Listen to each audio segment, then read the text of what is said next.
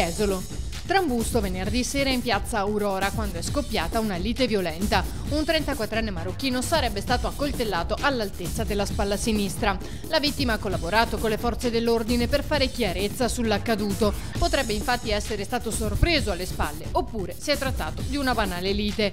Sul posto è giunta un'ambulanza del 118 che ha trasportato il 34enne all'ospedale, ma il suo quadro clinico non sarebbe preoccupante. Troppo poco per le forze dell'ordine per procedere d'ufficio. Servirà capire se l'accoltellato intende presentare denuncia o meno.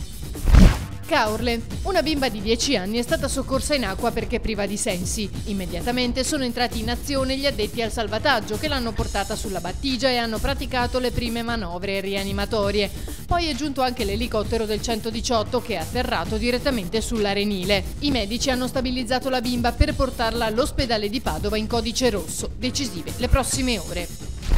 Jesolo. Pioggia di truffati da un tale che si faceva chiamare Paolo Marchiò Lunet. Sarebbe un 63enne di Aviano, irreperibile dal 2012 ma molto presente sul web.